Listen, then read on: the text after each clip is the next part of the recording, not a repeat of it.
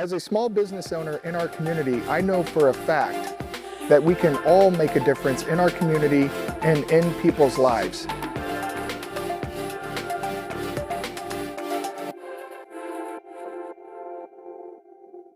My wife Sonia and I own a small party rental company out of Temecula.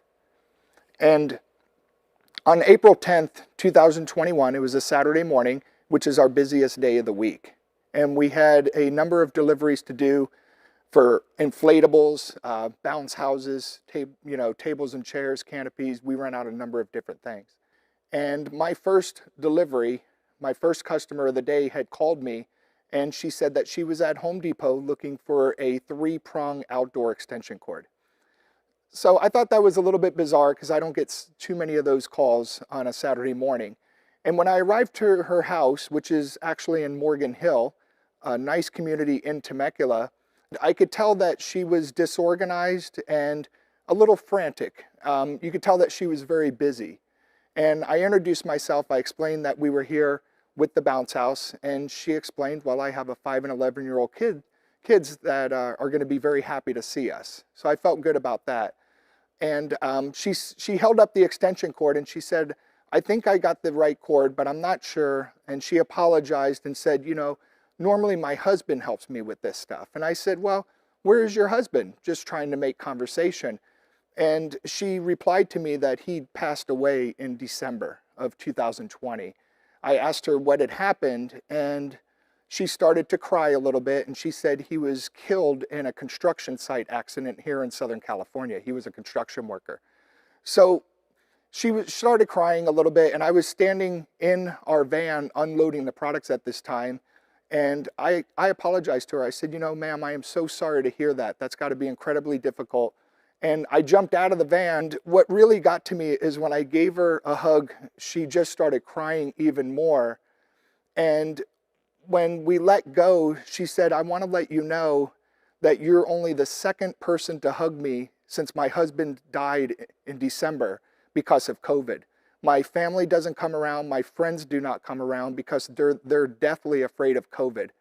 And that's when I started to get emotional. And I said, I am only the second person to give you a hug. And she said, yes. And that's the part of the story that really broke my heart, because that's the world that we've been living in. And I realized at that moment that we need more hugs. We need more physical attention. This isn't something that's on Fox News. This isn't something in LA. This isn't something in a foreign country. This is in Morgan Hill on Butterfield Stage Road in Temecula. And you could clearly tell that this lady was hurting and really needed some emotional support since December. And she couldn't get it from her friends, her family, or her community.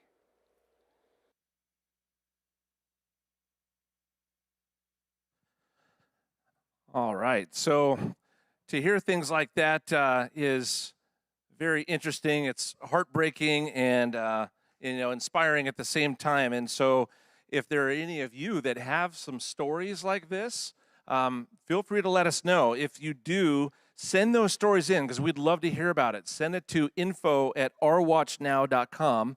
And who knows, you might be next in a video like this.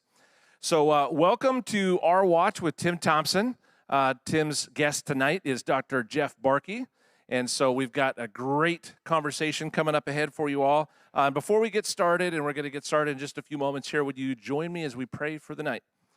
Heavenly Father, we're just so grateful to come together in person. We thank you for the opportunity to get educated and informed about topics that are so important to you, and then, of course, are important to us. And so I pray that you would bless the conversation between Pastor Tim and Dr. Barkey tonight, that it would reach far and wide, and that it wouldn't get taken down too quickly. We want people to be able to see and hear this message. So we lift up everybody here in the building tonight, and for everybody watching online. We pray for peace in Israel right now, for all the things that are happening there. We just ask for your hand of protection to be upon them, and we stand with them. And again, Lord, we just lift this whole night up to you, and we pray it in Jesus' name. Amen. Okay, so if you would like to get involved with Our Watch and you can consider partnering with Our Watch, you can do that at ourwatchnow.com/donate. Or if you're here tonight and you're willing and able to help out with that, we are taking an offering. So we appreciate any of your donations for that, just to help out the cause of Our Watch and everything that it's about. And if you don't know what Our Watch has been doing, you can go to the website and get a lot more information, because there's a lot of things that are so important that Our Watch has taken on and bringing to light and exposing for people to see. So we appreciate your support. We appreciate your sponsorship and partnership, and it's because of that that we're able to continue doing what we're doing. I want to let you know a couple announcements. So next Wednesday, our guests are going to be attorneys Bob Tyler and Netta Higuera of Advocates for Faith and Freedom.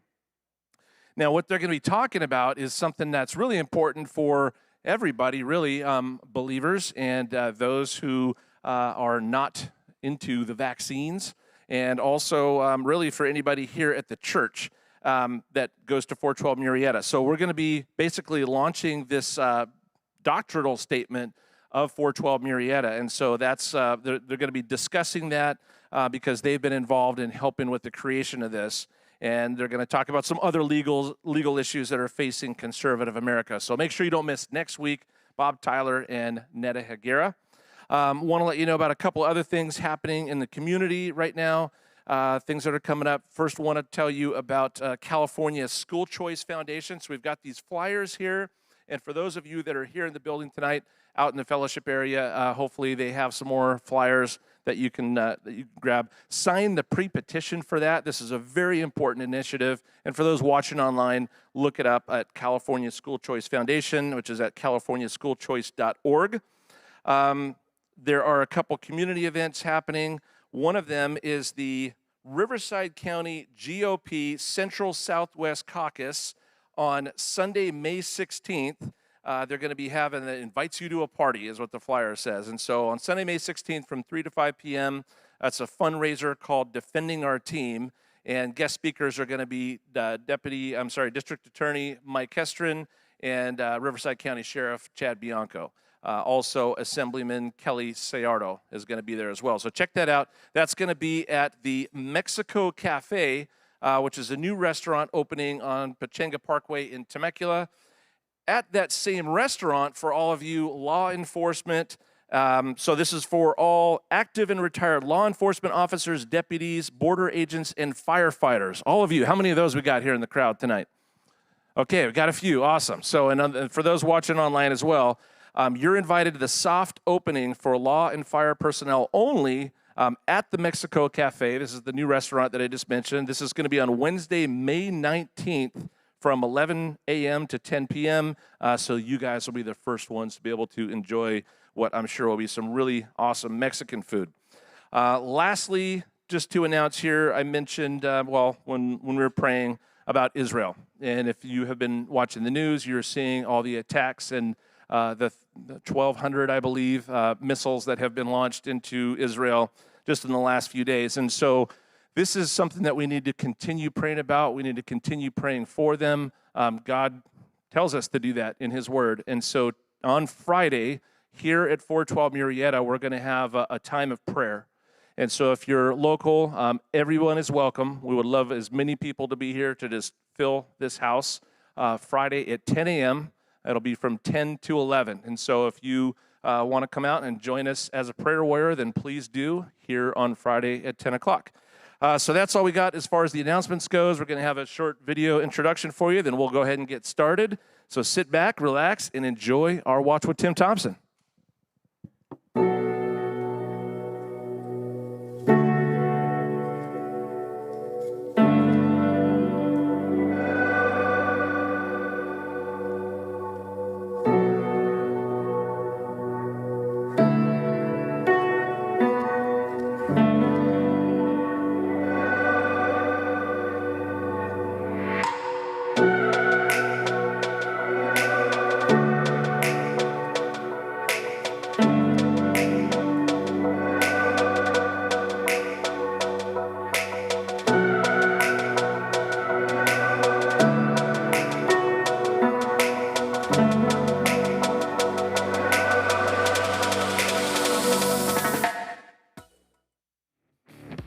This past year, the radical left with their globalist mindset has burned down our cities, forced businesses to close, and tried to silence our churches.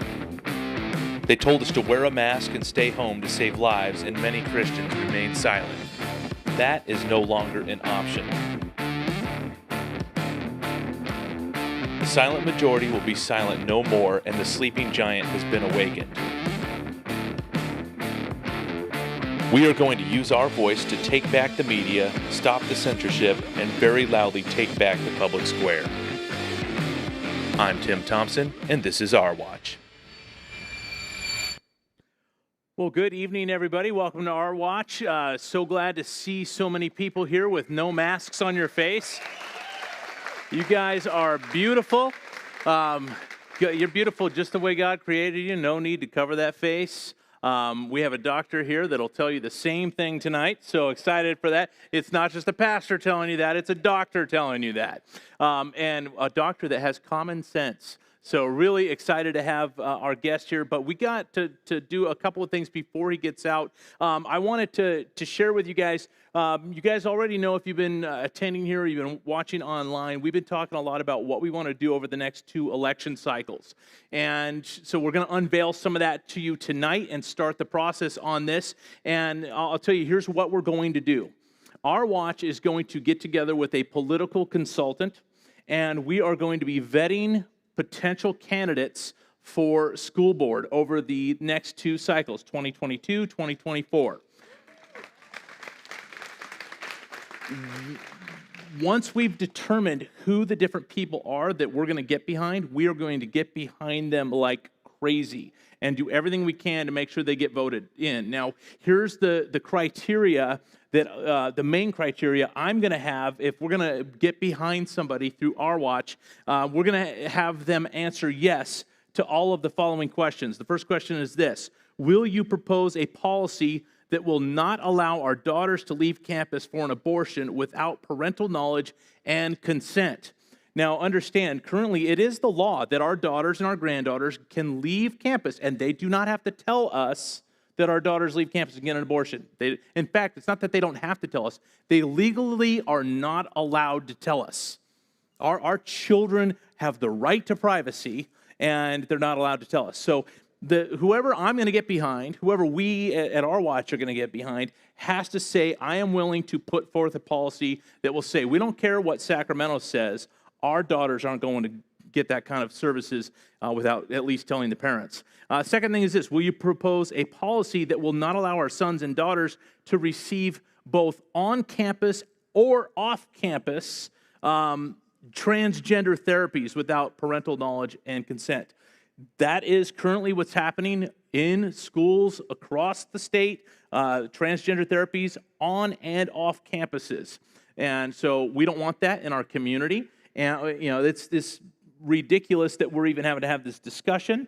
It's ridiculous that we're even having to talk about somebody running for governor that, let's face it, I mean, how many of you have heard that Bruce Jenner's running for governor in California? I mean, it's ridiculous. He's a 60-something-year-old grandfather with breasts. This is a man with a mental disorder. Why is anybody taking him seriously? This is unbelievable. It's wicked. Here's another one. Will you propose a policy that will not allow the teaching of or promotion of critical race theory? If we're gonna get behind them, they have to be willing to say we're not doing that nonsense. Will you propose a policy that will not allow the teaching of comprehensive sexuality education without an active parental opt-in? And I say active parental opt-in because that is the exact opposite of what the law requires. So we want the parents to know and say, yes, I want my child in that class. And if that's what the parent wants, that's what the parent should get. But when they look at what's actually in this stuff, it is repulsive, it is disgusting, and they're trying to pull the wool out from underneath the parents. This is wicked stuff. And then finally, will you propose a policy that will not allow the teaching of comprehensive sexuality education below the middle school level, including any books or assemblies recommended by the California Board of Education for such purposes? That is one thing they're doing, is just creeping this into kindergarten, the transgender books, and all that kind of stuff. We want people who will run for school board that will not allow this kind of stuff to happen for our children. Now, that being said, what we're going to do every single week is answer questions about the people who are running, and we're going to do a sort of like a NFL draft pick type of thing, but this is going to be an Our Watch draft pick for the seats that are open, and this is what it's going to look like.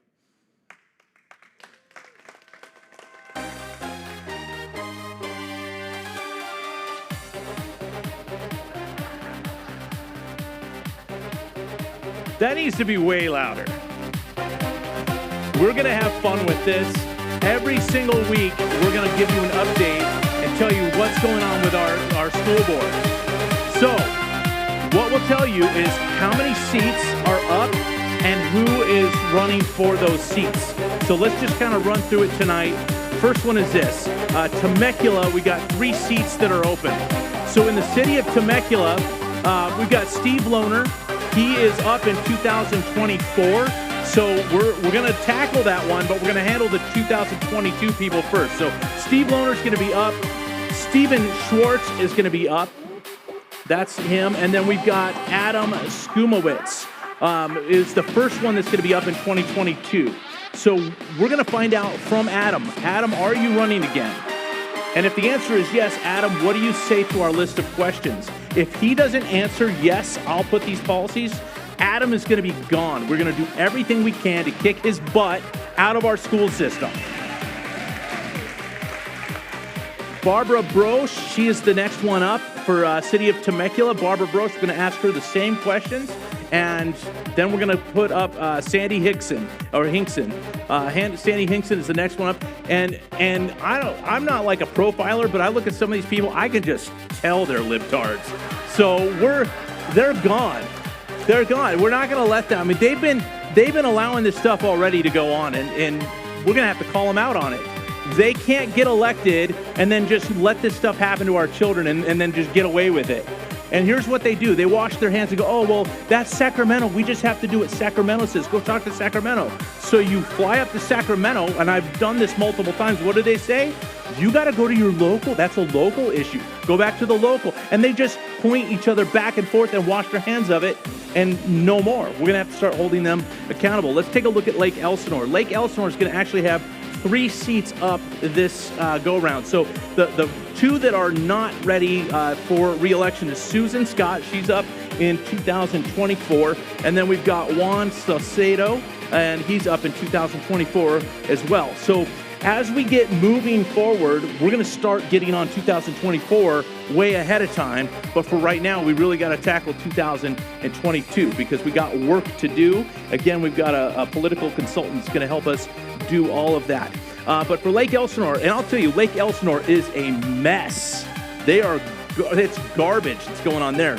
Christopher McDonald is up in 2022. We're going to find out if he's running again. If he answers yes to all of those questions, we'll get behind him. If he doesn't, he is gone. Stan Crippen, he's up in 2022, same thing. And we're going to do this every week. We're going to go through and give you updates on all of these people because we're going to know who they are. That's the thing. A lot of people, they don't even know who these people are. We're going to know who they are, what they're going to stand for, and whether or not we want to get behind them. And we're going to be very loud to kick their butts out. So, and they'll lie. I hear somebody saying they'll lie. We're going to make sure we do everything we can to I'm going to be very vocal about what they're doing. We're going to go back to how they voted. We're going to go back to everything they voted and everything they've allowed, and we're going to call it out. Everything. I'm telling you, we are going to get serious about this. If there's dirt on these people, we're going to plaster that mud everywhere. Everywhere. They're not going to get away with it anymore. Not with our children. Not with our grandkids. Not at all. Heidi Dodd also up in 2022. So we're going to ask these same questions, every single one of them. Let's take a look at Menifee. Menifee also has 3 seats. Think about this. 3 seats. You get all 3 seats, you flip the school board. You get all 3 seats, we're done with that. We're good to go. So Menifee has 3 seats. So the 2 that are not up is Javier Padilla. He's not up, but we are, again, going to tackle that. Bob O'Donnell, same thing, up in 2024. So start looking and see if you live in these areas or you know somebody who lives in these areas, if you're in that district and whether or not you can run or you know somebody else that can run. But Jackie Johansson, Jackie Johansson's up in 2022, so we got to find out where she stands. Kyle Root also, and I can tell you, I've had dealings with them. I don't have high hopes for them at all, that they're going to be able to answer yes to our questions. And then Morgan Singleton, so also up in 2022. So all of those are people we're going to be watching, and every single week I'm going to tell you where we're at with every single one of these people. Let's get to Marietta. Marietta only has 2 seats. I can tell you this unequivocally. All 5 of those seats have to be flipped over the next 2 years. None of them on the Marietta School District board, none of them on the school board, none of them are worthy of the seats they sit in. Not one of them. And I've heard people go, oh, well, you know, Ken Dixon, he's a Christian. He's a Christian who voted for parents to not be able to be in control of what happens to their kids. He's a Christian who voted for the LGBT nonsense to be put in place and cut the parents out. We have all the documentation, everything that they've done, and I'm telling you, all of them have to go. But so Linda Lunn is one. She's got to go. Ken Dixon's got to go. Paul Diffley's got to go. Yeah. Ken Dixon, he's got to go. Paul Diffley, that guy's got to go. But we've got 2 seats that are up in 2022, okay? Oscar Rivas is the first one that's up. Now, does he stay or does he go?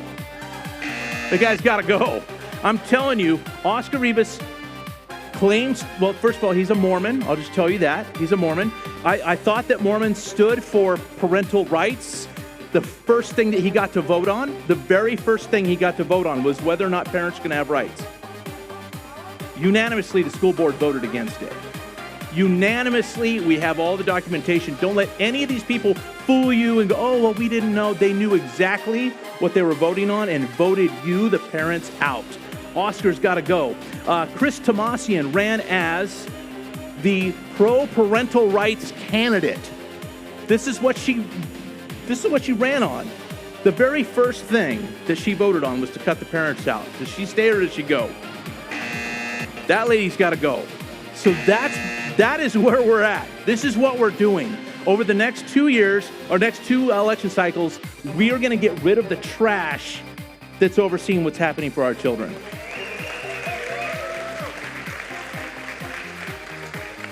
All right. So let's move on to the rest of our night. But I'm telling you, this is going to get fun, because it's going to be fun bringing the skeletons out of the closet. And there's a lot of bones in there. So a lot to look forward to. If you know somebody that wants to run, let me know. In fact, if you know somebody who wants to run, send to info@ourwatchnow.com. If you want to run, or you know somebody that wants to run, info@ourwatchnow.com, and we'll start getting you plugged in with our consultant, and we're gonna vet the heck out of you and make sure that you are the right candidate, and then we will get behind you 100%, guaranteed. All right, that being said, let's talk about some things that are going on before we bring our guest out. This might not seem like COVID-type, medical-type stuff, but I guarantee you it has something to do with what we're talking about tonight. So the first thing I want to bring to our attention tonight is this, that the attempted border crossings, the attempted illegal border crossings here in our southern border, they have gone up 1,044% since last year. 1,044%. In April of last year, it was only a little over 17,000 in that month. This past month, 178,000. So that's it's a 1,044% increase. My question is, where is the president? Where is he on this? Has anybody heard from Joe Biden about what's going on at our southern border? Nonsense. Let's take a look at this. So gas prices are soaring after the Colonial Pipeline cyber attack. Gas prices are soaring, and not just on the East Coast. And they're saying now it's going to affect California, where we're almost paying $5 a gallon anyways. So our gas prices across the nation are going up. Where's the president? That's my question tonight. Hamas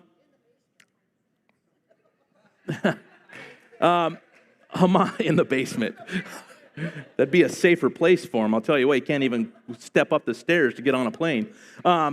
Hamas fired over 1,200 rockets at Israel over the past 3 days.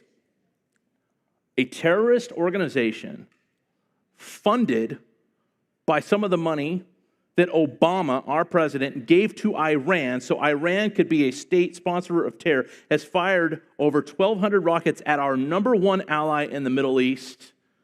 And where is our president? Here's what I talked to the Israeli consul general, and I asked him, I said, would you do a video and just talk to us about what's going on there? And so he sent me this video, and this is Dr. Hillel Newman, Israeli consul general.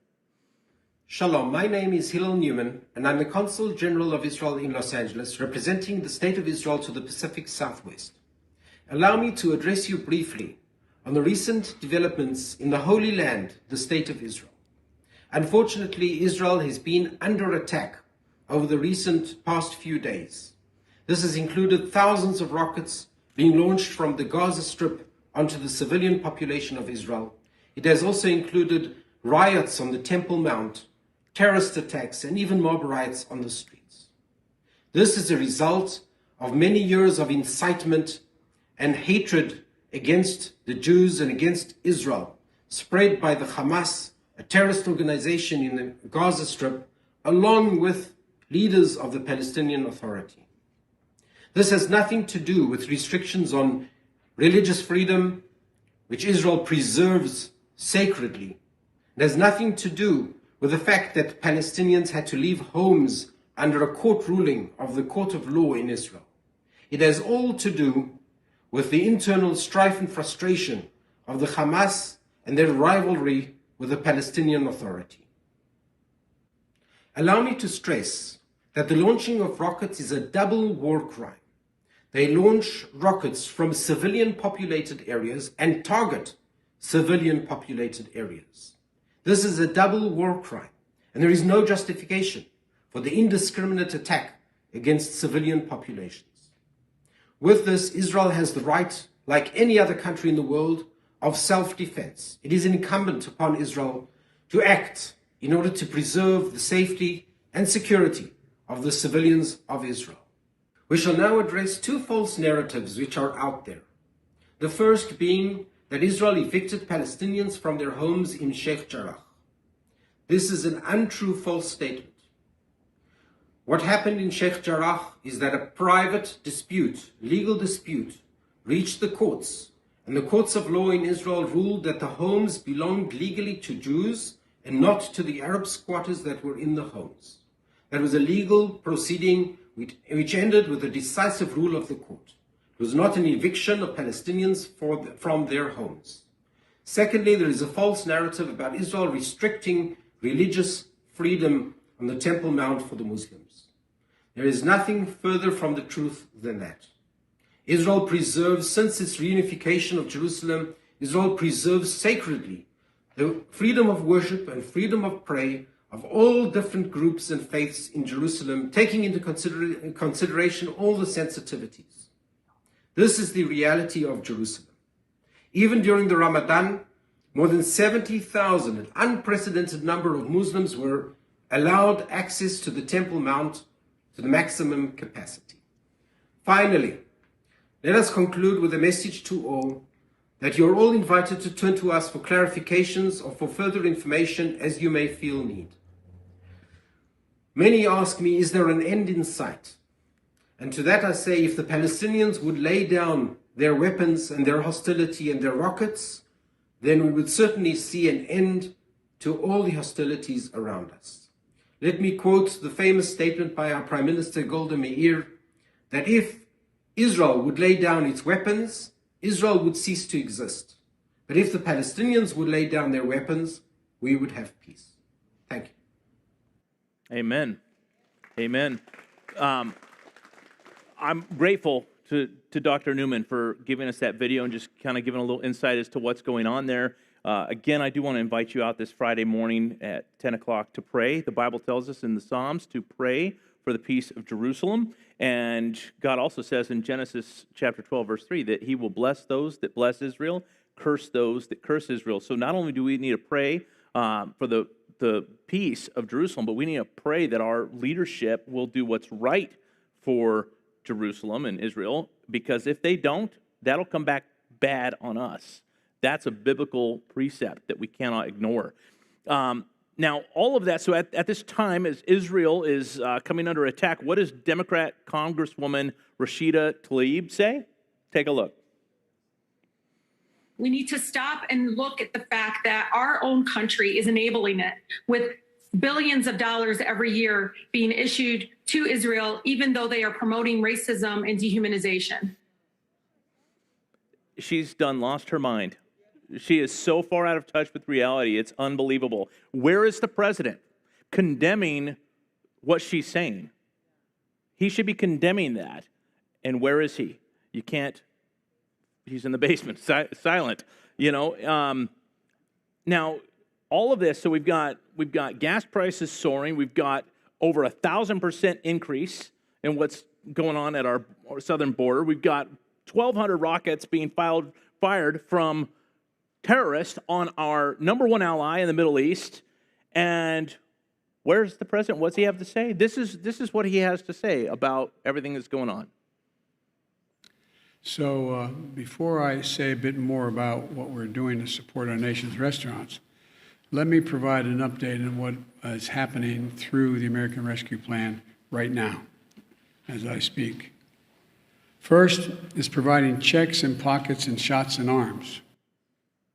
Checks in pockets, shots in arms. He's concerned with putting debt in the pockets of our children and grandchildren and shots in our arms. This is what he's concerned about.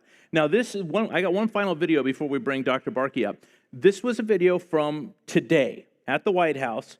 All of this going on and more. Obviously, there's much more, but I just wanted to kind of paint a picture for us. Rockets being fired at our allies, 1,000% increase in illegal border crossings. You know, you look at this stuff that's going on, this is unbelievable. And this is what he said today.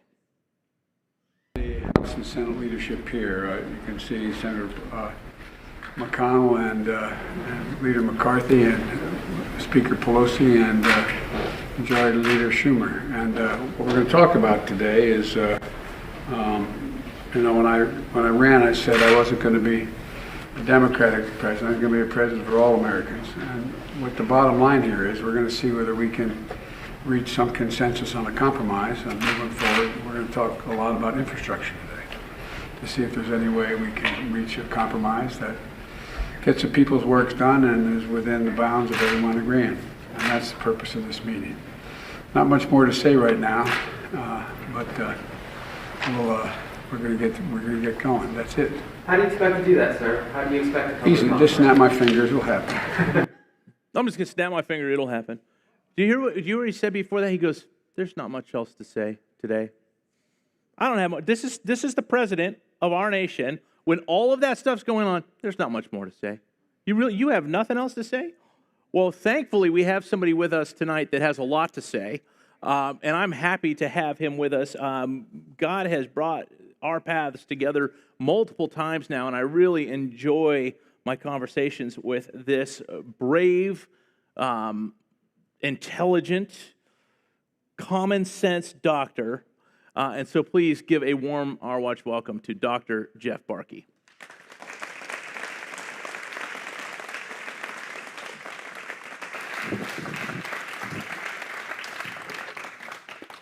Good to see you. Good to see you. You forgot to say handsome, too. Handsome. Well, I mean, the haircut, it just says it all. I know. I think our wives coordinated our outfits and our hairstyle today, huh? I think so. I'm so happy to have you out. This is not your first time on Our Watch. By the way, tonight is our 1-year anniversary. That's kind of cool. We've been doing this every Wednesday night since the beginning of the shutdowns, and I've been happy to be here. In fact, in the last 52 weeks, there's only been one Wednesday that I wasn't here. We had Don Dix in, and he did an incredible job of taking the reins, and I'm grateful for him. But excited to have you here on our 1-year anniversary. I'm super excited to be here. Yeah, so it's great to be here. I know, in fact, we didn't show any of the stuff that we just showed everybody. That was the first time you've seen this stuff as well. because we just kind of put this together as an intro to have you out. And I don't know how, I mean, do you want to just say a little bit about having seen that for the first time? How do you feel about all that? Well, the NFL draft, I think, is fantastic. Yes. Because you are spot on. I don't know if you know this. I think you do.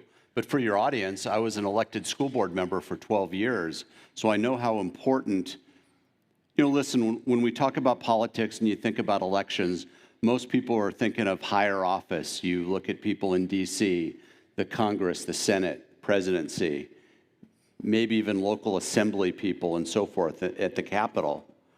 But we rarely pay a lot of attention to what most is directly influential in our lives and our children's lives, and that is the school board. And the school board is critical.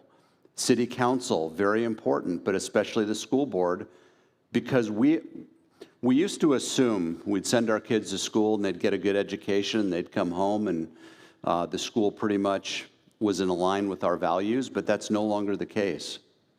And getting involved in school boards is critically important. I heard somebody say recently, and I thought it was really important. I don't remember who it was, but they mentioned something about this separation of church and state that we're aware of. Like, we don't want the government coming in here and telling us how we can worship, how we can pray, who our pastor is going to be. So the government isn't involved in religion. At least they're not supposed to be until they tell you can't worship during COVID. But normally they're not supposed to be. But somehow, what happened to the government staying out of education? We need a separation of government from education. Yes. And the only way to get close to that is we must take over the local school boards and put people in that have our values and believe what we believe. The left is doing that, so it's time that we play their game. And getting a church involved in elections is the way it should be, but unfortunately isn't too often enough. And so I applaud you for having the courage to get involved in your local elections and trying to make a difference. So that's fantastic. Well, so I applaud thank you for them doing that. because they're the ones that are going to do it. So we showed that video of what the president was doing today, and doesn't have much to say. How you, as a medical doctor, how do you feel looking at that video where you've got, I think there's at least four people. I saw Pelosi in there and the president. So there was at least four people in that room. All of them were socially distanced. All of them were wearing masks. And my guess is all of them have received Guarantee a it. COVID vaccination. Yeah. So to me, and I'm not a doctor, so I'll let you as a doctor explain it. To me, they just look like idiots. When I see that, it really makes me sad, actually, because they're presumably adults, and I would think that they're reasonably intelligent. And if we believe that vaccinations work, then there's no need for masks. And if we believe that masks work and they're socially distanced, then I just don't get it. Actually, before we go any further, I just want to acknowledge one person here, and my wife is here tonight, who sits on the County Board of Education out in Orange County, and thank you for coming out here with me tonight. But here's, we were talking earlier. I don't know about all you, I tend to order a lot of books and then maybe read like a third of them, and they sit on my bedstand, and I get these piles of books, and I just love getting the books, but I never seem to read them all. Well, I finished a book recently, and it's rare for me to finish a book. I was so proud of myself just the other night. I said, honey, check it out. I finished this book. She goes, oh, congratulations, you've got like 30 left to finish. But the book I finished, you may all be familiar with it. It's this crazy pastor. And you mentioned masks, Pastor Tim, and I highlighted a few areas in your book that really resonated with me. And one is page 111, Father's Day, June 2020. You woke up at 3 a.m. and a thought popped into your head, and that was, quote, the masks are demonic. And I think there's some truth to that. I know scientifically that there's little, if any, evidence that a facial covering can reduce the risk of transmission of a viral illness. We've known that forever. And at the beginning of the pandemic, 2020, February, March, et cetera, the healthcare leaders in our country came out and said just that. And we believed them, as we should, because they were right then. And, it was so striking to me that they said these things. I mean, here's Emperor Fauci, and I'm quoting now. People should not be walking around with masks. It's not providing the perfect protection that people think it is. They keep touching it and fiddling with it, which may actually increase the risk. The World Health Organization said something very similar. Our own CDC said almost the identical message. Yet shortly thereafter, all of a sudden, the message and the information that we've known for years, I mean, this has been studied before. This isn't my opinion. This is the opinion of scientists for decades, that outside of a hospital setting, there's really little utility to wearing a mask. The most famous medical journal in the United States, the New England Journal of Medicine, they published this very long article about masks. And here's a couple quotes from it. We know that wearing a mask outside healthcare facilities offer little, if any, protection from infection. And then my favorite quote from this article, expanded masking protocols' greatest contribution may be to reduce the transmission of anxiety. And this wasn't just some random op-ed. This was by docs at Harvard Medical School, Infectious Control Unit of Mass General. These were credentialed people. And then they walked it all back for political purposes and for purposes that only we can speculate on. So this idea that now we should mask the population has something other to do with protecting us against some illness. And it's causing more harm than it's helping, especially when it comes to putting masks on our children. It makes me cry when I see a little kid with a mask on. Not only is it completely ineffective at protecting them from any illness, it is harmful to them. Not only if they wanted to, they don't know how to wear a mask properly, touch it, pulling it down, sharing it with their friends, but the buildup inside the mask is very unhealthy. The reduced oxygenation that comes as a result of wearing a facial covering is very unhealthy. And most importantly, the psychological effect that occurs. I mean, we're all God-given creatures, and we're not designed to cover our face. We're designed to interact by facial recognition, by smiling, by facial expression. And especially with children in the early developmental stages, they only have one chance to go through this critical developmental stage.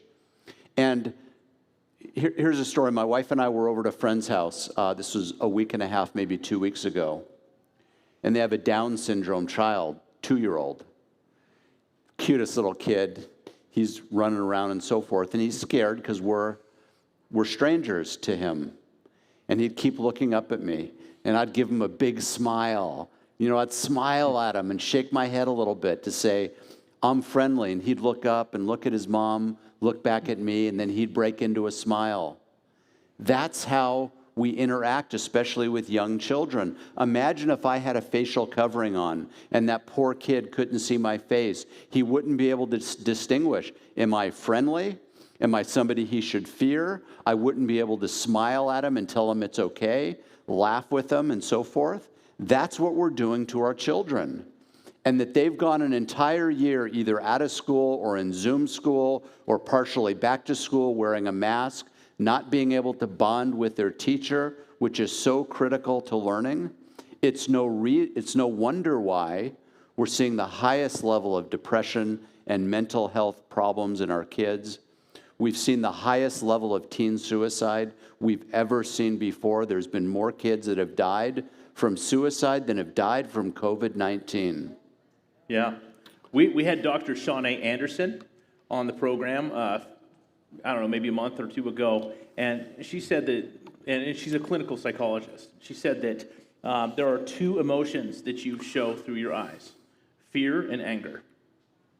And the rest, you need the rest of your face to show. Fear and anger. So this is what kids, what they're experiencing from the vast majority of society is fear and anger. And I would say most of it's fear is what they're seeing because people are walking around in fear. So it really has been a bad thing for us.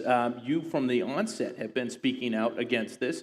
In fact, you and I actually met, I don't know if you remember this, but we met at Riverside County. That's right. That's where we both spoke at that, That's right. that rally there in front of the board of supervisors. That's where it all started. That's where it all got started. So it was, you were there at the very beginning speaking out against all this. And the thing is, it's a common sense issue. And I always go like, well, why aren't there more doctors talking about this? And thankfully, several doctors have come to the surface and well, I say several, not several, but several as far as compared to all of the United States, but not enough. Not enough. Not enough at all, you know, and so it's been just an incredible thing to watch how you've been used. And, you know, in the Bible, it tells us that you're blessed if people revile you and persecute you and say all manner of wickedness against you falsely for his name's sake. Well, I got that going for me. There you go. I mean, we've seen political ads that have you in it. You're not even running for office.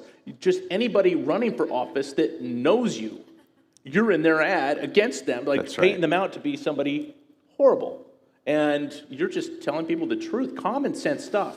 I mean, we've watched as people have masked up, and yet the numbers, they don't decrease. People are still getting it, and then we're not seeing people fall off the face of the planet from this. Why is it that we've got our leaders sitting in a room 6 feet apart wearing masks after they've received vaccination? Well, I don't even want to say vaccination because that's not what it is. But why do you think, as a medical doctor, why do you think they're doing that? Because our leaders are idiots. Okay, all right. That's, yeah. I will take that answer and I will agree with you. You know, in the United States, our country was never designed to have career politicians. And all, you know, who is Biden and even Mitch McConnell and Nancy Pelosi, who else was in that room? Chuck Schumer. They've all been in office their entire life. They've never held a job before other than a political job. That's not how our country was designed. So when Desiree, who's sitting in front here, invited my wife and I out I think it was March or April, to Riverside because a group of patriots were going to rally before the Riverside County Board of Supervisors, pushing them and requesting that they open the county of Riverside. Desiree calls up Mary and says, hey, would you and Jeff come out? Mary says, hey, Desiree wants us to come out. What do you think? I said, why would I want to go out to Riverside? Now, we live coastal Orange County, and normally it's, 50 miles. It's like an hour and a half. Morning traffic, drive out to Riverside. Why in the world would I want to drive out to Riverside? So Mary says, honey, it's Desiree, and we need to support her because she supports us and all that we do.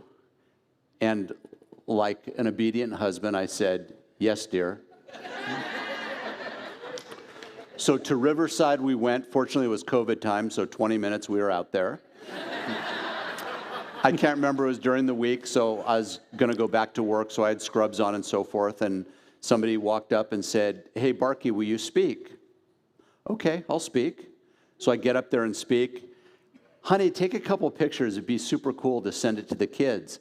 We have a son that lives in D.C., a daughter that lives in Milwaukee. Now, if you have an iPhone, you know it's pretty easy when you pull up that iPhone. On the photo, you can accidentally hit the video button rather than the photo button. So Mary takes a video of me, 6 minutes or so, and then she says, it says the file is too large. I can't send it to the kids, text or email. File too large. Like, I don't really know. I'm not a tech guy. Somebody says, just post it on Facebook. They can see it there. God works in mysterious ways, Yeah. Dr. Barkey. So post away she does, and the next thing, Pastor Tim is inviting me to come out, and I'm getting communications literally from around the world, but I never forget. I didn't have anything prepared, and I always carry one of these around with me because I think it's important, and it's a reminder. This is a copy of the Declaration of Independence and the Constitution. This is my Hillsdale College version of it, and I remember I got up there and I said, this document was never designed to restrict the people. It was designed to restrict the government.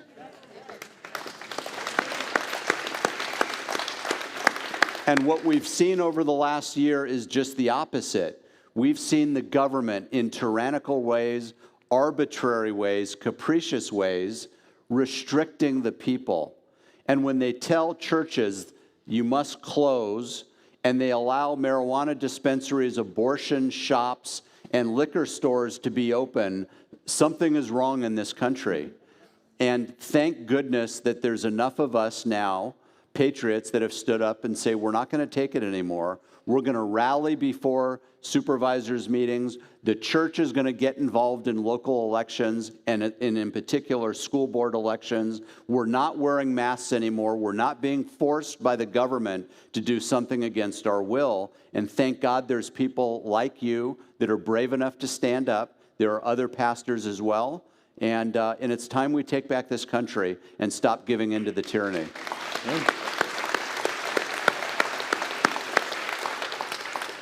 I was thinking as you were talking, that time in Riverside at the Board of Supervisors, that was the first time you and I actually met and talked. But we actually, I set up, even probably 3 years before that, I had set up a comprehensive sexuality training, parental information night at Calvary Chapel, East Anaheim. I was the one that set that up. Oh, I don't know if you even know that. I was there. No, I yeah, didn't you know were there that. speaking, Yeah. and we were so busy running that event, I never even actually got to talk to you. But didn't that know was the that. thing that kind of launched me into really getting involved with what's happening with the schools. And I can't tell you how it's important that we capture the school districts. It's so important. But yeah, that's when I actually first got introduced to who you were. I just never actually had a chance to say hello and thank you for speaking at that, because it really, truly is so repulsive what they want and are teaching our children. Absolutely. It's repulsive. It is supposed to be medically accurate, but as you had attested at that night, it's not medically accurate because the things that they're teaching the kids to do are not safe at all, many of them. No. Many of those acts are not safe, and we shouldn't be talking, grown men especially, should not be talking to children about this kind of stuff. That's the role of disgusting. parents. What kind of man has that kind of conversation with a child that's not his own? No. It's creepy. And when our kids can't read, write, or do math at grade level, but we're teaching all these things, there's no role for that. We must take back our schools. Right, yeah. Well, or start a school. Or start a school. Right? Yeah. And you did that. I did. So with a co-founder last year, seemed like a good idea at the time to start a school in the middle of a pandemic. We started a charter school, free public charter school in Orange County in the city of Orange, called Orange County Classical Academy, and we use Hillsdale College's curriculum.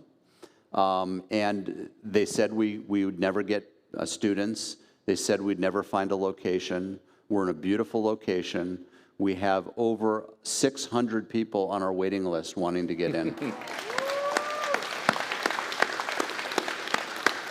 And right on our website, we state we are proudly an American school. We will not apologize for America. That at our school, we believe in the Judeo-Christian founding principles of our founders. We will not apologize for that. We will not be teaching sex ed. We will not be teaching critical race theory. We will not be indoctrinating our children. And we will stand proudly. And it's an if you build it, they will come. So there's overwhelming demand. We can't grow big enough, fast enough. We're looking for a second campus to open up another school. Amen. Awesome. So I want to get back to that in a moment, but before we do, I want to ask you some questions about the vaccines. Sure. Because I've made it real clear Doctrinally, and we will be talking about this next week with our attorneys, doctrinally, I've drafted a doctrine that says that we believe that these they're unclean, and they're something that we should avoid. And that's me as a pastor. So I'm glad that you as a doctor are here. Would you speak to, because I keep doing these air quotes, it's a vaccine. So if you would, explain to us what a vaccine is, and then explain to us what the mRNA shots are. And Sure. If there's a difference, what is the difference? Sure. Well, traditionally, a vaccine would be, think of a flu shot every year. They take various strains of the flu. They attenuate it so it can't actually give you the flu. They grow this virus usually in chick embryos. That's why they always ask, are you allergic to egg products before they'll give you a flu shot. And then they inject basically a part of the flu virus that's been altered so it can't give you the flu into your body. Your body sees basically that virus, and it looks at it as an invader, and it produces antibodies against the virus. That's the traditional mechanism of a vaccine. I'm always accused of being anti-vax. Any of you here when Robert Kennedy Jr. spoke at this church? So I was here, my wife and I were here, and we got to meet Bobby Kennedy Jr. Real quick, if you weren't here, go back and watch it before it gets removed. It's Okay. It can be life-changing, and I learned a lot by listening to him. So, traditional vaccine like a flu shot. Moderna and Pfizer are the two messenger RNA vaccines that are on the market now. They're being used under emergency use authorization. They're not FDA approved. That takes years. So they're being used under emergency use authorization. They're using a mechanism of action that we've never done before in a vaccination, messenger RNA. So normally what happens in every cell in our body, in the DNA, in the nucleus of the cell produces mRNA or messenger RNA. The messenger RNA is like you go to IKEA and you buy this piece of furniture and you bring it home and it's got like 8,000 pieces and you take out the instruction manual and it's this long and you immediately regret that you ever did that. The messenger RNA is the instruction manual for the cell to produce a protein, all kinds of different proteins. It's the way our body rolls. So instead what they do with the messenger RNA vaccine is they inject a piece of messenger RNA that's coded to tell the cell of your body, the ribosomes, if you remember 6th grade science, those ribosomes, the protein factory of the cell, that instruction manual goes to the ribosomes. The ribosome then produces a specific protein dictated by that piece of messenger RNA. In this case, it's the spike protein on the SARS-CoV-2 virus. That spike protein then that's produced, your body sees and says, well, that looks kind of weird. We don't think that's like a human thing, so we're going to produce antibodies against it. And that's the mechanism of action by which the messenger RNA vaccine works. So what could possibly go wrong with that? Well, there's a couple things. Number one, we've never done it before. So maybe it'll be like Nobel Prize winning stuff in the future and we'll figure it out. But we've never done it before. And the vaccines came to the market with very limited testing, only a few months and only a few thousand people. And so, if you're in a really high risk group, I would understand where you might consider getting the vaccination. But why would you vaccinate somebody that has a very, very low risk for COVID? If you're less than 20 years old, less than 20, how old are you when you're in 12th grade? K through 12, right? You're like 18, 19 years old or so. So if you're less than 20, that's K through 12, and you get COVID, you've got a 99.997% chance of survival. That's such a huge number, it's almost hard to even know what that means. But what it means is A young kid has a greater risk of seasonal influenza than they do of COVID-19. So why would I want to give a little kid a vaccination when they're really not even at risk of the disease? And we're using a vaccine that's investigational, that has limited safety, and we're using a new mechanism that we've never used before. It doesn't make sense to me. And for God's sakes, why would we ever give a pregnant woman this vaccination? That makes no sense at all to me. So that's Moderna and Pfizer. Johnson & Johnson and AstraZeneca, by the way, not yet approved here in the country and banned in many European Union states because of side effects, blood clots, and so forth. They use a different mechanism. They take an adenovirus, common cold virus, and they take that adenovirus and they alter it, not unlike we do with influenza, so it can't infect us. But they take that adenovirus and now they grow it, but not in chick embryos. They grow it in fetal cell lines, and that's how they grow it.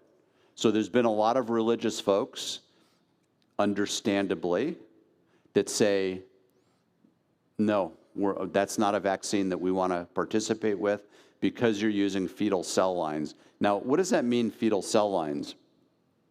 Aborted fetal tissue used to be collected for a variety of experiments and studies. Back in the Bush administration, can't remember if it was Bush 1 or Bush 2, but one of the Bushes, there was a big discussion about this, and they wanted to ban the use of any fetal tissue for experimentation. And a compromise was reached because, of course, the Dems thought it was a good idea. And the compromise was, moving forward, we'll not allow that to continue, but old fetal cell lines you can continue to use. So that's what we're talking about here. These are fetal cell lines that have been collected many, many years ago, but maintain in perpetuity because they continue to grow. And Johnson & Johnson and AstraZeneca, that's how they grow their vaccine. And then that vaccine that uses DNA, not messenger RNA, is then injected in you. And that adenovirus, because of the viral nature, can get into the cells and stimulate the production of spike proteins. So I hope I didn't get too wonky. The bottom line from my perspective, and I'm not anti-vax, I'm absolutely pro-informed consent for safe vaccines that are placebo-controlled and have long-term safety data. But these vaccines, that's not the case. They're investigational, not my words. That's the word the vaccine companies used when they brought it to the market and asked for permission to be used under emergency use authorization. Investigational, emergency use, new technology that we haven't seen before. And then the kicker is all these vaccine companies are immune from all liability. So it's a perfect business model. Your company is immune from all liability from whatever product you make, and your customer is mandated to buy your product. That's the way the vaccine companies roll. So when the Pfizer CEO gets on the air a couple, 3 weeks ago and says, oh, and by the way, we think in 6 months, you're gonna need a booster shot, and it's very likely that on an annual basis, we'll need to vaccinate people. There's such a conflict of interest with the financial reward, billions of dollars, your dollars that the government is paying for to bring these vaccines to market. It's such a conflict of interest. And the organizations that are supposed to be overseeing the vaccine companies, FDA, the CDC, guess who funds the FDA and the CDC? Part of the funding comes from the same vaccine companies and pharmaceutical companies that they're chartered to oversee. And there's so much corruption and so much conflict of interest that there's no wonder why a lot of us are very suspect and are very cautious and nervous about the idea that we're going to be vaccinated with these products. Yeah, absolutely. This is why I've deemed these things unclean. And I'm with you on that. You know, a lot of people call me an anti-vaxxer as well. And I'm not an anti-vaxxer. Same thing. I want it to be safe. I want it to be proven to be safe. I don't want any aborted fetal cell lines in that garbage. You know what I mean? That's all. But the fact is, that does not exist right now. That's just the fact. Until that exists, I'm saying it's unclean. We shouldn't be a part of that. We're running out of time. I still have a lot. I mean, I have so much I want to go over with you. Three main questions. If you would just briefly speak to us about the mercury that's in it and what that's doing to people, because this is in the vaccinations, right? Well, thimerosal is a preservative that's mercury derivative. Now, many of the childhood vaccines, it's been removed. In the Pfizer and Moderna vaccine, it actually has ethylene glycol. Any car mechanics in here? What's ethylene glycol? It's antifreeze. Now, why would you put antifreeze in a vaccine? So it doesn't freeze? Because the Moderna vaccine needs to be stored like sub-zero. Same thing with the Pfizer vaccine. So they don't want the vaccine components to actually freeze. So they put a little sprinkle of ethylene glycol. Now, ethylene glycol is a poison. If you drink antifreeze, by the way, antifreeze, it smells sweet, and it actually, not that I've actually tasted it, but I understand it tastes sweet, and that's why pets, for example, if you leave the antifreeze open, they'll drink that stuff, and it's a poison. So we're putting a tiny amount of poison in a vaccine so it won't freeze and injecting it into people. And they say, no, not to worry, these aren't the drones you're looking for, nothing to see here. It's in such small quantities that the FDA allows for minuscule amounts, and it's not going to harm you, I promise. Trust me, I'm from the government. Okay, next thing, you wrote a book. I did. And you brought some of those books with you tonight if people want to buy one. Tell us about the book.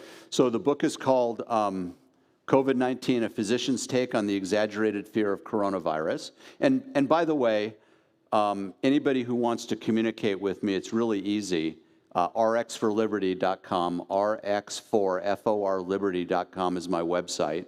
There's a link to where you can purchase the book directly from my publisher if you want, if you don't want to go through Amazon, and I don't blame you. And anybody that emails me through my website, I try to get back to you within 24, 48 hours. So if you have questions that we didn't answer tonight, you're welcome to go online and communicate with me, and happy to get back to you. So I did bring a bunch of books. I'm going to give half of the proceeds back to Our Watch with Tim Thompson. So my wife and I will be outside and happy to sign them for you. If you have questions, feel free to come up and ask me. Cool. All right, so yeah, get a copy if you would. And then last question before we radically shift gears. Somebody asked earlier, so what does somebody do if they've already received an mRNA shot? Yeah, I have that all the time. They were bullied or thought it was a good idea, and they got a shot, and now they regret it, and they don't know what to do, and they're worried, and they have a lot of grief over it, and so forth. What you should do is stay away from us unvaccinated people. I'm just kidding, although I've heard those stories too, and I've read a lot about the shedding issue. And I don't know if that's a thing, but I'm looking at it, and a lot of people are looking into it. Don't panic if you've been vaccinated, and if you feel good and you didn't have side effects, don't panic. Just take really good care of yourself. Do the things that you should do. Make sure your vitamin D levels are high. Take some supplements. Eat clean. Get plenty of exercise. It's not worth panicking over. So there's nothing you can do to reverse it, but you've got a God-given strong immune system with or without a vaccine, and you'll be okay. Just take really good care of yourself. All right. All right, so like I said, I wanted to radically shift gears. We were talking about school boards. We were talking about why school boards are so important. And one of the things we found out very clear last night at the city council meeting right here in Temecula, just south of us, is that critical race theories crept into our city council in a big way. And it's creeping into our school systems, of course, all around us. And one of the schools that it's crept into for sure, and we have it on film, is Temecula Valley High School. So take a look at a Temecula Valley school teacher and what he had to say to his students. That make sure there's a level playing field for everybody of situations, because I got to tell you, when I get pulled over by a police officer, I had one happen a year and a half ago on my motorcycle. I'm sitting there asking questions as to why did you pull me over? Why do you think you needed to do it? What was the inspiration behind pulling me over? I mean, it was like a 20-minute conversation with this guy. He still wrote me a ticket. If I was a black man, if I was a Hispanic man, you know what I would have probably done? I would have said, yo, yeah, give me the thing to sign. I'm moving on. I do not want to get any sort of altercation with this. That's total privilege. How does that happen? Because I feel, and I don't want to go off too much on this, Jared, I feel that the judicial system has not let me down because I've never been in trouble. But if I was perhaps a black man or marginalized man that has had altercations, I have heard time and time again that the judicial system has not always worked for them. Whether representation, whether the police followed procedures, whether police, broke protocols, etc. So those are some things that they're good. So that's Temecula Valley High School. That's what they're teaching our kids. You hear what he said. This is just a small clip of what he said. Later on, he actually apologizes for his white privilege, and he's just pushing critical race theory on our children. And really, when you think about what he's telling the white kids in class is, go ahead and argue with the police. You have that privilege. Argue. You get political. He's telling the black kids, the Mexican kids, or any marginalized group, he says, that you should be fearful of the police because you'll get in an altercation. He said, yo, just give me the thing to sign, and because I don't want to get in an altercation. And he says, that's total privilege. Then he says, the judicial system has not failed him. Why? Because he's never gotten in any trouble. Oh, so it's only the black kids that get in trouble. Do you see the racist comments coming from this teacher? I'm not sure which is more frightening, what he's saying or the fact that he's on a Zoom call with a mask on. Isn't that creepy? Yeah. Yeah. All by himself, masked up though. He probably, showers with it and everything. It shows you what's happening. And by the way, we have a extra special guest with us tonight. This is the other half of Dr. Jeff Barkey, Mary Barkey. Please welcome her.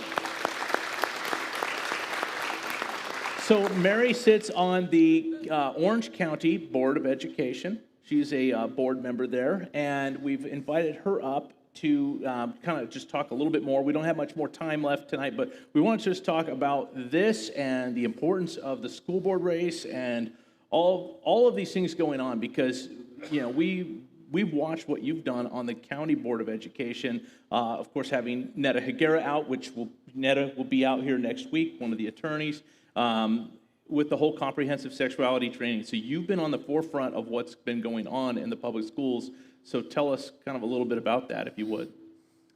Well, I think the way you started this meeting was very important, that it's critical that you replace just about all your school board members, because they make the decisions. They set the tone. They decide what your kids are learning. They set the curriculum. So I think it's critical that you know who is on those school boards. And really, the schools are shut right now because of them.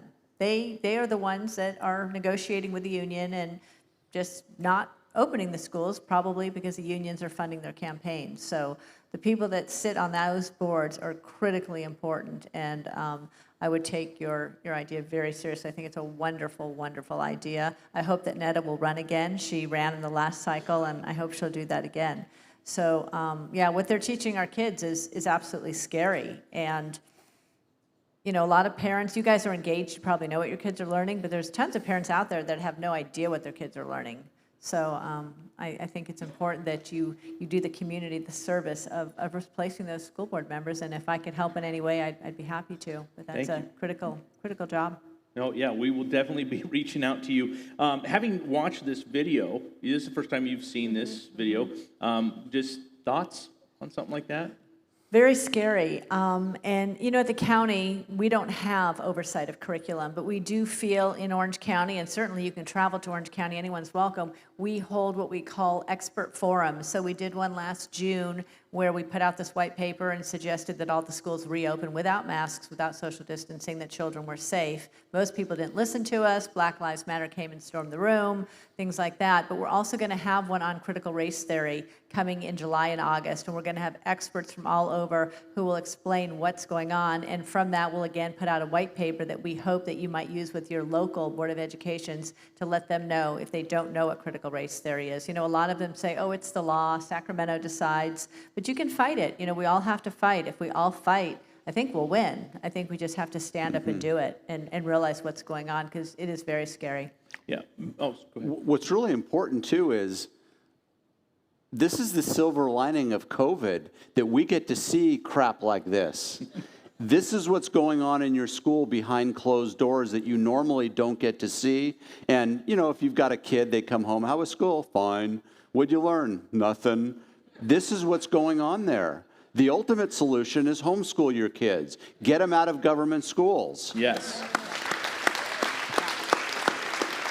That was going to be my next comment, is that if you have the wherewithal and the time and the energy to homeschool your children, get together with friends, do it together, find what subjects you love to teach and you teach those, let your friends teach something else. And the other thing is, I know you've had, I think, Mike Alexander out here about the California School Choice Initiative, and I work with the California Policy Center, and right now we're polling to see if there's an appetite for that, and we hope there is, and we're going to do everything we can to pass that. And it's so exciting that you can actually put your school dollars where you want them, whether it be in a Christian school, in, you know, what you can homeschool them, and the money can carry over. It's your money. It's not a voucher system. So that's very, very exciting that if we can control that. I'm actually, that's one of the questions that I'm going to be asking the candidates about that. It's not a necessary as far as whether or not we're going to back them, but one of the questions in our long questionnaire, so they're going to get a bigger questionnaire than just those questions I told you at the beginning.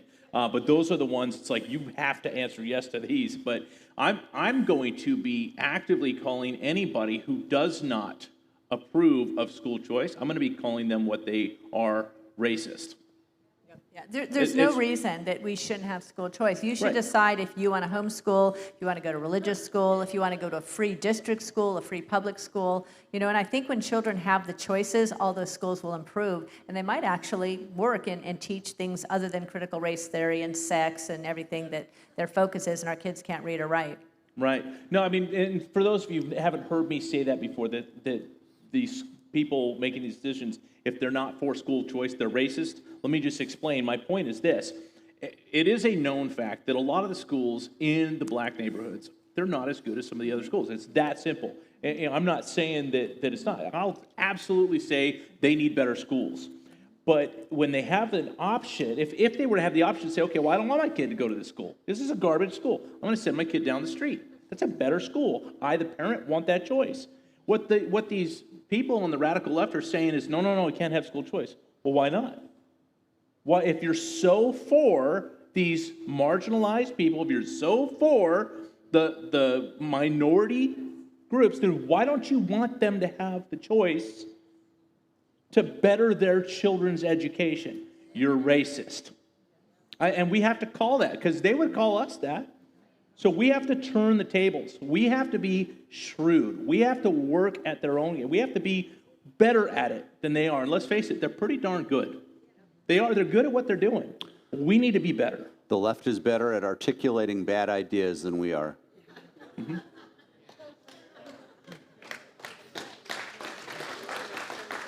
So we would love to have a night where we have you come out and be our guest. Are you good with that? I'd love to. You guys want to have her out? Come on. Guess we're driving back to Murrieta. Got to back out to Riverside. We'll do it for Desiree.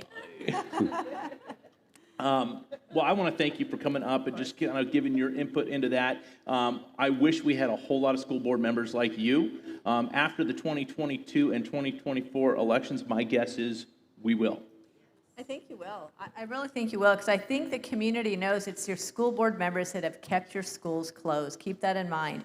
They've done that. They've done that because they're funded by the union, just like Governor Newsom. And it's not hard running for school board. You know, people look at me like I'm something special.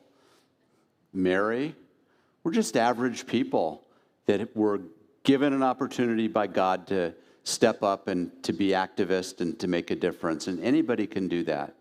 And you don't have to be anything special. You can throw your hat in the ring. You can answer Tim's questions appropriately. And the church will get behind you. And patriots will support you, fund you, walk for you, campaign for you. And you can make a difference.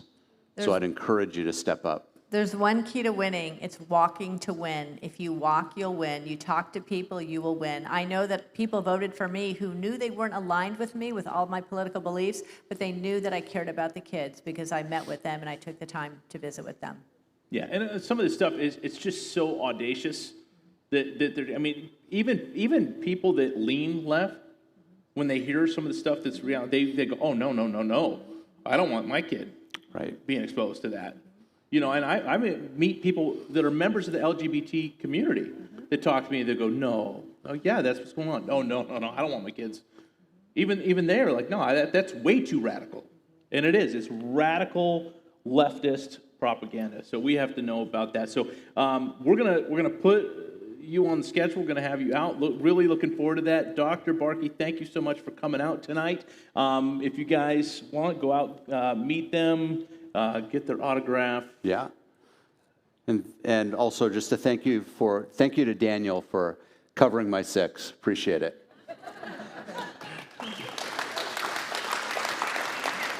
All right. Well, thank you so much, everybody that came out here tonight, and thank you to everybody that tuned in online. We're so grateful for every single one of you. Don't forget, next week, Bob Tyler and Netta Higuera from Advocates for Faith and Freedom. We're going to talk about the mRNA doctrine that we're going to be putting out that will help give people a true religious exemption. So we're going to talk about that. And I also want to encourage you, if you have legal questions that you want answered from the attorneys, send them in, info@ourwatchnow.com, and we'll try to answer as many of those legal questions as we can. So send them in once more, info@ourwatchnow.com. Thank you so much, and we will see you guys next week.